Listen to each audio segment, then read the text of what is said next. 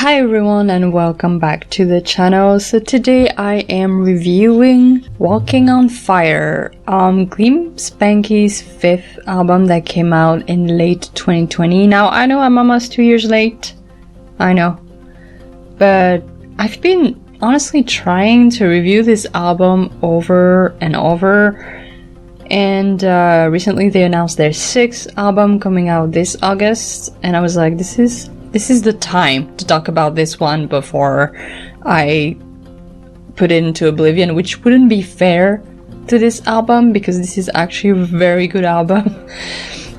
And if you don't know anything about the channel, I've reviewed every single album from this band since 2015. Now, I found out about them very randomly, and I have fallen in love with this band, these two guys, for 8 years now, which is, no, 7 years. But honestly, it's been a hell of a ride. It's been incredible. So the band is composed of two members. We got Remi Matsuo and Hiroki Kamemoto.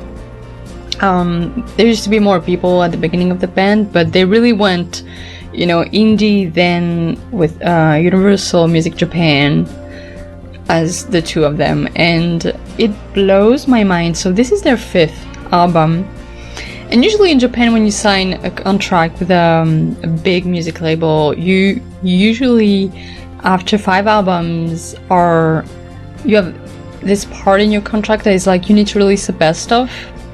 And after this album was released, I was like, well, they're gonna go on tour and we're gonna get a best of, because that's usually how it goes.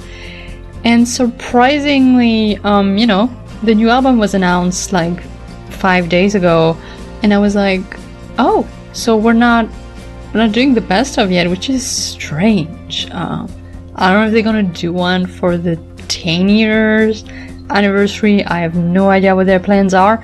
It's such an unusual thing to do as well. I'm like so baffled by it, but obviously very happy. I mean, I would have bought the best of because I love these guys so much. I want to support them. They are criminally underrated in Japan. Like, they have, I would say, a good fan base, but it's not like they're selling 100,000 copies of their albums. I think the maximum has been like 30,000, which is not bad at all.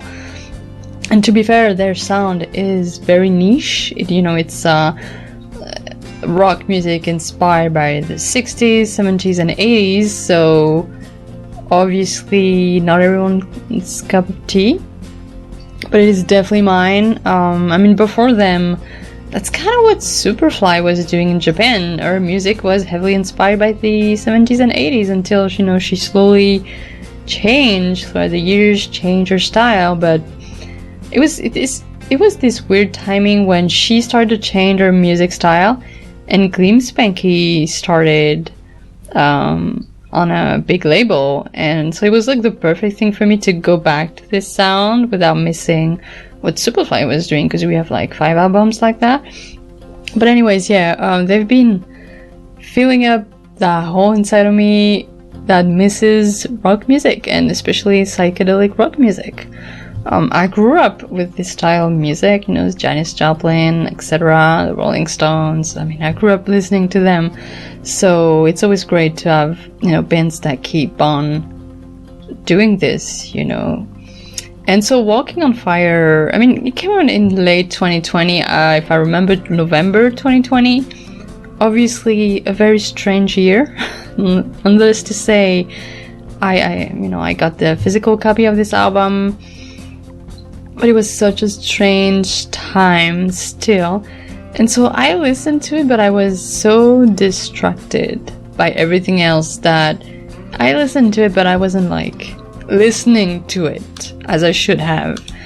And so, 2 years later, I still go back to this album. And at first I was like, why am I not that into this album? But then I realized, 2020 happened, and my way of listening and consuming medias, no matter what, like movies, TV shows, and all that, evolved, and it changed, with 2020. And so every time I would go back to this album, I'd be like, God, this is such a good album. Why am I not obsessed with it like I am with the rest of their music? And I realized that it's just been difficult emotionally to listen to music for a little while. I feel like 2022 is really the year when I'm finally really getting back to it, you know, making reviews again after like 2 years break. So yeah, this album is incredible. Let's get to the point. It's a fantastic album. Now, this is their fifth one. We've had 5 albums since 2015. It's insane. Not that many people do that. And you know, yes, their fan base is small, but we are loyal because they keep selling very consistently the same amount. They keep getting tie-ins. They do a lot of things. They compose and write songs for others. They do covers. They're busy, you know, they're not doing nothing. And yeah, this new album, you know, they're still on tour for the last album. They're gonna go on tour after this album comes out. It's like, no, they're really active. So, and they've released a few singles, so many different projects in between 2020 and 2022, so I don't have a lot to complain as a fan, I'll tell you that much. And even Walking on Fire, I think what I love about this band too is that, yes, you get a lot of songs that came out as singles before, but you get a good, decent amount of new songs as well. You know, it's not like 2 new songs and 10 songs that we already know. No. There's, I would say, half, you know, like 6 songs that we know, 5 new songs. Actually 6 and 6 songs, I believe. You know, you get new songs, so there's always something to appreciate. And yeah, this album had excellent singles before it came out. You know, Story no Saki ni, Singing Now, what's it called? Circle of Time, which is one of my favorite, if not, like, it's definitely my top 10 of my favorite songs from them, for sure. Yeah, no, there's a lot of songs that are absolutely incredible about this album. Although, it's not my favorite album of theirs, I'll be honest here. I think Bizarre Carnival will always be the best one for me. This is the third album, and it's incredible. It's my favorite. I think it's the most coherent when it comes to its theme, and the way it flows as well, I would say, is the best one. But this one, I think its biggest flaw when it comes to Walking on Fire as an album isn't so much the songs, because they're all solid, they're all great. There's not one that you can just throw away and be like, no, it's garbage. No, they're all great. But when it comes to the flow, it's not that great. I'll say this, you know, there's the ballad By Myself Again. This is the 4th song on the album, and it breaks the rhythm, like, in a way that it shouldn't. And it's a shame, because you get really into it, you know, you get the intro, Tokyo is on Fire, Lonely Boogie, you're so into the album, right? And then By Myself Again happens, and it slows down. You go from 100 to 10, and you know, By Myself Again is a great song, don't get me wrong, but it really slows down the rhythm. And then you got AM 630, that is a lovely song, but also very slow. And then immediately you pick up with Singing Now, but it's too late now, because I feel like Singing Now shouldn't have not been number 6 on the album. It should have been number 4, right after Lonely Boogie, and slowly get into the ballads to end the album. I mean, I'm not someone who loves ballads in the first place, but I do enjoy these ones a lot. I just don't think they fit in a track list the way that it should, because it really, yeah, for me, it feels like it breaks this incredible rhythm. And, you know, I was wondering for a long time, I was like, so I love all the songs on this album, but why am I not that into the album? And every time I would go back to this problem, which is the tracklist order. it doesn't work that great for the album, which is a shame, right? Because you're like, all the ingredients are here. You got amazing songs, not one that is bad, not one, and they've never made bad songs, which is insane. I mean, I'm not mad when an artist makes what I call a bad song is like one that isn't that great, you know. It's not, I think it's okay, it can happen in a career. I mean, you can't expect people to do perfect songs all the time, and yeah, they still manage to make incredible work together.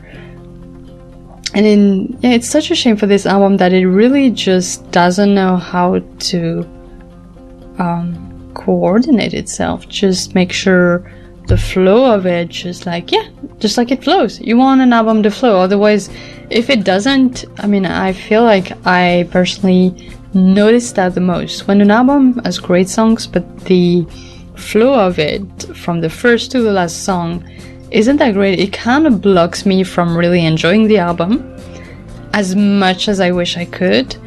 And this is the case for this one, you know, and I don't like to rearrange. I don't personally like to do that myself because I respect the artist's vision, you know, they pick this track list, so I'm gonna leave it that way. But if it was up to me, I would definitely change a few things here and there to really make it flow better. And it's a shame, you know, because like I said, it's a fantastic album, and it was a problem on the previous album, you know, on Looking for the Magic. It was a little bit there, but I think it did fine. And Walking on Fire, you know, I think maybe because this album does feel like it mixes modern rock, I would say I would even call it the GLIM SPANKY sound, to, you know, Lonely Boogie, more 60s, 70s rock music inspired songs. And I feel like sometimes when you do that, you can kind of lose your listener, in the sense that, yeah, it's the tracklist order. Every time I'm trying to find something else that bothers me, there's nothing else. It's just that.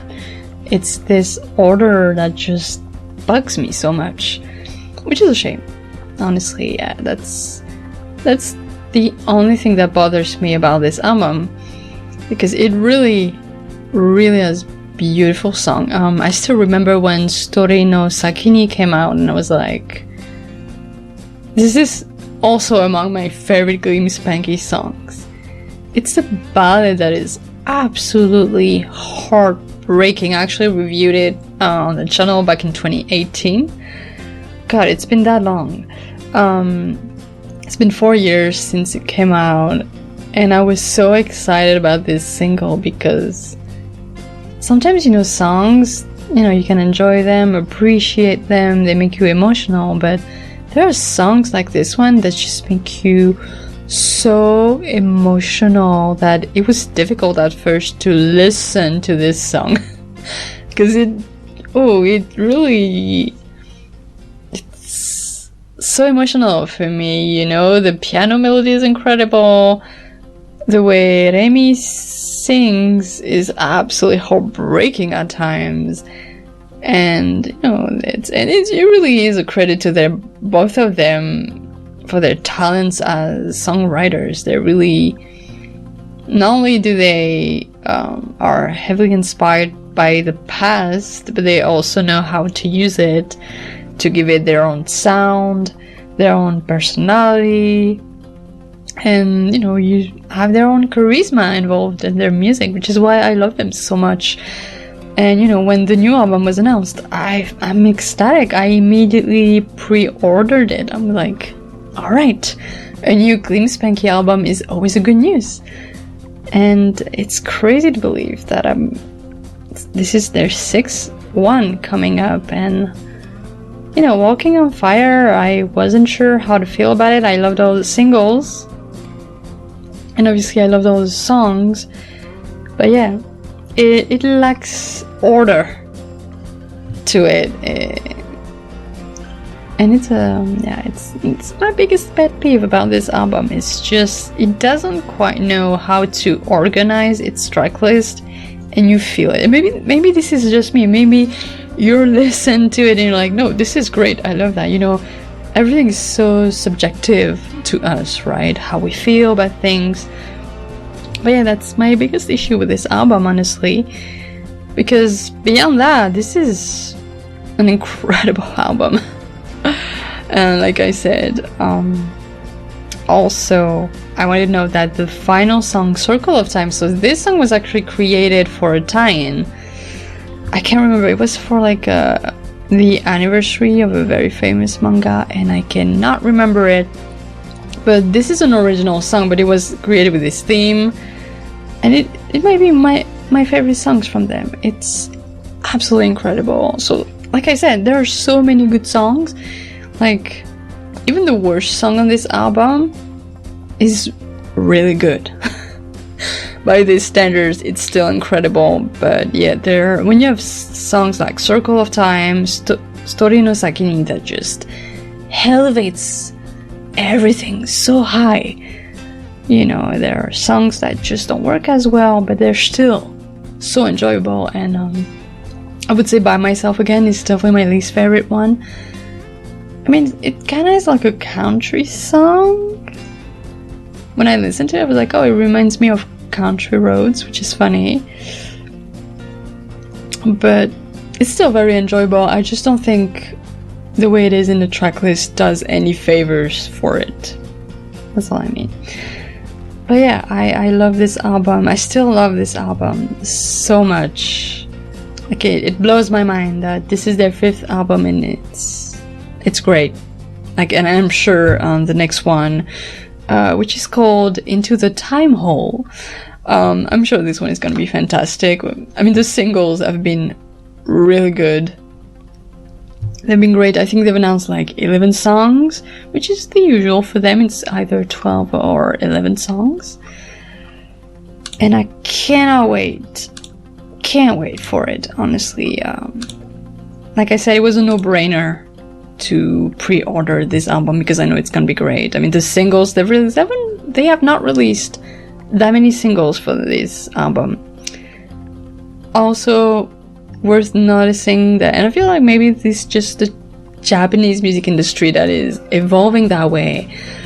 They have stopped releasing singles as physical copies. You know, I think Story no Sakini was the last one back in maybe 2019, not 2018.